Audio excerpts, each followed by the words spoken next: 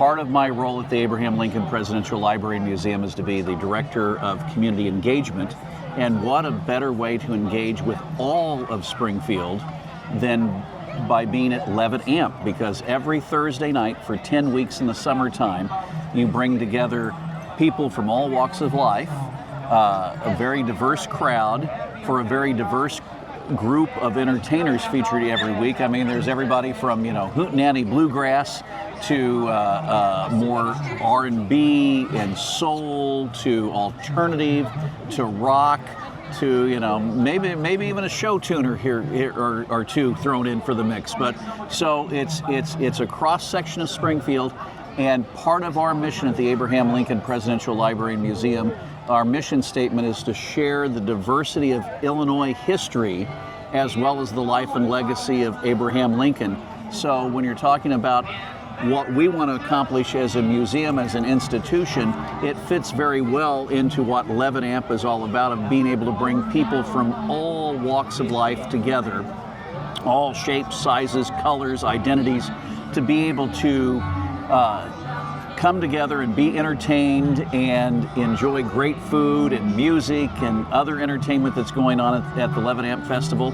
And at the same time, learn about the Abraham Lincoln Presidential Library and Museum by visiting our community tent and hopefully coming down to the museum again, because we want to be able to share that life and legacy of Abraham Lincoln, someone who I think would welcome the idea of people of all stripes coming together for a common cause. Because I think there's something called the Gettysburg Address that maybe talks about that just a little bit. I think it's more important now than ever, which is bonkers, because that's something that was supposed to have happened so long ago, to accept everybody and be a part of everybody's thing and enjoy everyone equally. And we had a guest yes, we had a guest speaker here this summer at the Abraham Lincoln Presidential Library and Museum, a history professor from the University of Texas in Austin by the name of Dr. Jeremy Surrey. He wrote a book recently called Civil War, American Civil War, Then and Now. He's done extensive research on all the various characters who played a role on the North and South during and after the Civil War, including the time of Reconstruction in America. And as you find out, so many of the issues we deal with today in American society and some of the deep divisions that we have go directly back to what happened in the moments after the Civil War, because in many ways, many issues of the Civil War, while there was a official surrender of Robert E. Lee to Ulysses S. Grant at Appomattox Courthouse in Virginia in 1865, a lot of the issues that led to the Civil War and festering issues were never quite resolved then and continue to affect us now. And it's a very interesting case study of how America has evolved over the last 150, 160 years. And it kind of almost, as I was talking to Dr. Surrey afterwards, I said, your book is almost kind of like the catchphrase, the more things change, the more they stay the same. And he's like, yeah, he said, that's very true.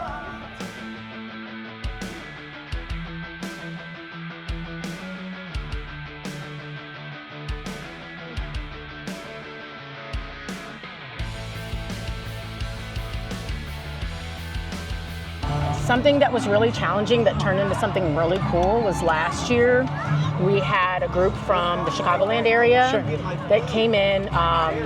So, Sonia Massey was murdered last year. Yes. And then a few weeks later. Let's pause and take a moment of silence, because that's just wild.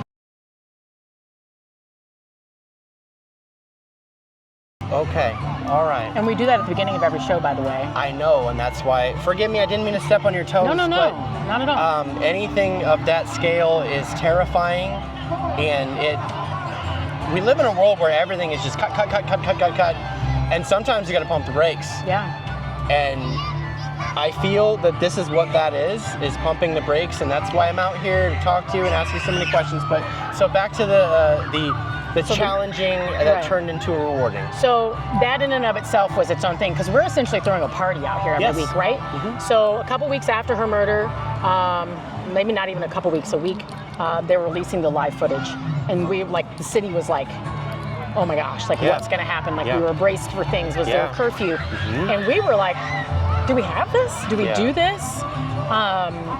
Just out of respect for what was happening, not out of fear. And so we talked to our artists, we talked to the Levitt Foundation, and everybody was like, go for it.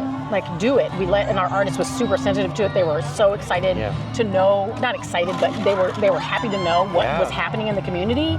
And they just happened to be this beautiful, peace and love type of group.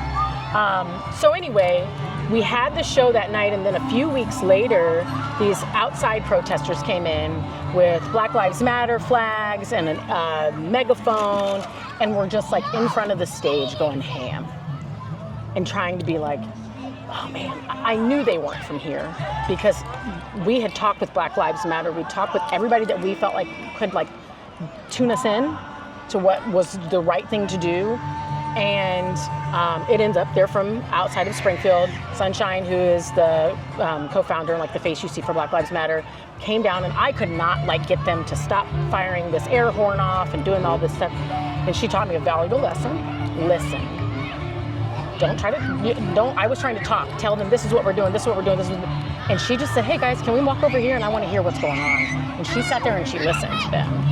And we were able to acknowledge them. We were able to take more time to honor Sonia during that. And it was just one of those I never try to escalate. But when you're already in this super high energy situation and high emotion, learning that okay, let's step back and listen. And our community got to see that happen. Because those guys, they were all over the lawn, making the noise, waving the flag, and they got to see that situation change to the point that I saw there was a man and woman and a little kid came back and just enjoyed the show afterwards. That's incredible. It was amazing. That's the space. Oh my God, and that's why every time there's a chance to have it there, it seems to me that the whole day could be a wash and you can come into a safe place. And I even had that today. I was talking to you earlier off camera of all these things went awry, and I've always been the run towards the fire type of person, and we wouldn't be having this conversation had I not, and I want to be able to share this with other people, because this is going on for the rest of the summer. Yeah. This is incredible. This is week 3, so we got 7 more. You answered both questions at the same time, and I appreciate it. Ask it again. I'll tell you something different. No, I honestly don't think it's going to get any better than that, because it's weird that not weird. It's I don't know. I'm not an English major, but the music does move, and that's the slogan, and it moves ideology, and it moves hearts, and it moves people, and hopefully it moves them to bring them together. Yeah. Because looking out here, it's incredible. And that's I didn't realize when I got involved what the Levitt Foundation is really about. So that's who seeds us, that's who gives us this idea and says run with it. And that's their whole point, is community. The power of free live music to bring people together, to bridge the gaps, to heal the hearts, and that every tragedy that we have had so far in our community during the summer has led people to say, you know what, it's okay, let's go to Levitt, let's hang out here, let's heal together, is amazing. We're going to do July 10th, we're going to honor Sonia again with the grace and love of the Massey Commission telling us to go ahead and do that. That's incredible. So it's that what we're trying to do is being accomplished, and it's touching 1,000+ people every week. That's incredible.